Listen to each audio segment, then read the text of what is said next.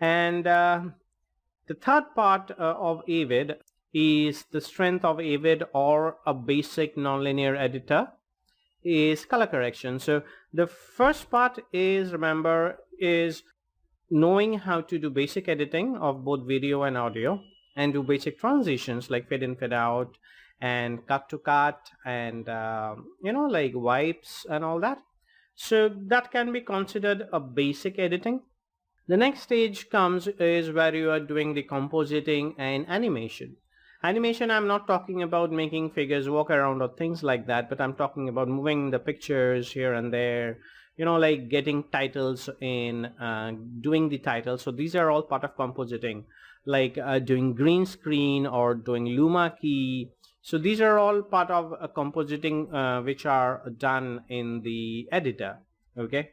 And then comes this really interesting phase called coloring and color grading, that is color correction and color grading. Now here Avid literally sets itself apart from the other nonlinear editor, because it has, if you have gone for the Symfony version, it has very advanced color correction and color grading options, and it is available as a mode and not as an effect. In what sense? Like if you have worked in other editors, you would have seen that to lay spatial effects, rather to lay color information onto a shot, you have to go into the effects and get the color plugins and lay it on the video tracks, add it as layer, and then start working on it. But in Avid, color correction is inbuilt process, so it's always there. All you have to do is change over to the color correction mode. It's just like that effect. I mean, it's just like editing. You don't have to lay color effects on it. You just have to switch over to the color correction mode, and you will be able to effortlessly color correct once you have understood the interface. Now, before we start talking about interface and how things go here and there, let me explain one thing to you, that there are a couple of versions of Avid out there. Now, Avid is coming up with a free version also in future. By end of 2017 it will be there. It will lack some features though that the professional edit studio broadcast version has, but that will be a good software to get your hands-on practice. And also you will get a 30-day, and as for the professional software, you will get Avid in your, so you can work with Avid for a month inside your system as on trial basis for a month. Now that license you can also get from Avid, and obviously, as I said, Avid has now come forward with this monthly licensing scheme, which has made it decently affordable for for everybody. So you have quite a few options. Now when it comes to version of Avid, there are two versions. One is the basic Avid Media Composer, and then there is the Symfony. Now the Symfony option, it's not exactly Avid. Symfony is very different from the Avid Media Composer. Now in this tutorial we are going to cover certain aspects of Symfony also, because the ultimate difference between Avid Media Composer and Avid Symfony is that the color correction tool has 2-3 added options, rather very strong powerful options. So if you are working with Avid, you will be missing out 2-3 options that Avid Symfony gives you. Avid, so you can do the primary color correction in Avid, and for secondary color correction you need the Symfony option.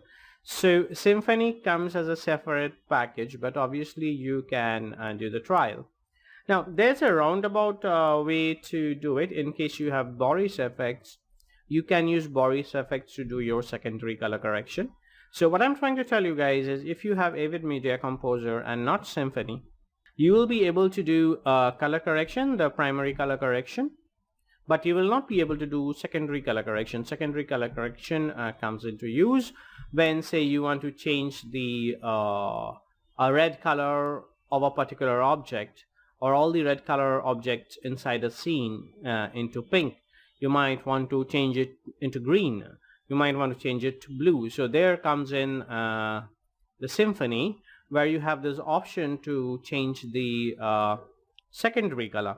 Okay, now there, if you don't want to go for symphony, which is coming at an added price, now you can obviously, if you have Boris effects, you can obviously use a secondary color correction with the help of Boris effects, or you might want to go outside Avid and do your color correction with some other software that might be out there, and then come back to edit. So the added advantage that you get is have a couple of secondary color correction options and a couple of powerful color tools that comes with Symfony.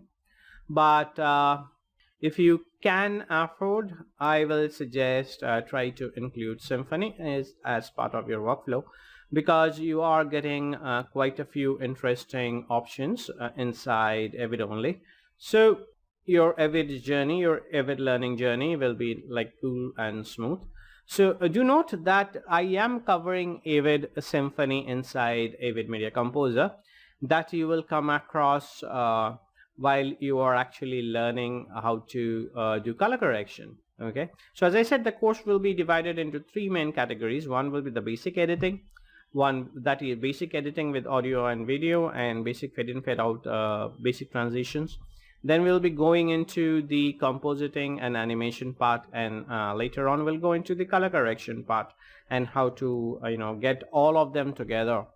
Now Symfony will be in that color correction part. We'll be covering Symfony, but do note Avid Media Composer without Symfony is a little bit different now in the color correction module, that is, but I don't think you will have any problems later on, and in your trial version you can activate Symfony and go along with this tutorial. Okay, and otherwise, as I said, there are workarounds, and I will be talking about workarounds also.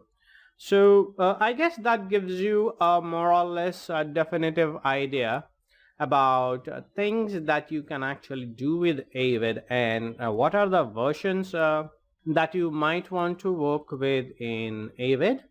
What we will do from the next tutorial, we are going to explain like the overall interface of Avid that you have. As I said, it's a very complex software. I will not say complex in the terms of difficulty. It is a difficult software compared to FCP or Premiere and all that, because you will see the workflow might be a little different. The animation and the keying part is a little different, and but it has a lot of added features that you will not find in other editors. Okay, so I'm sure once you have learned Avid, you will learn a lot from it, and you will be able to really work with it. So without much ado, let's get started with learning the interface and how the overall workflow works, and I will catch you in the next tutorial.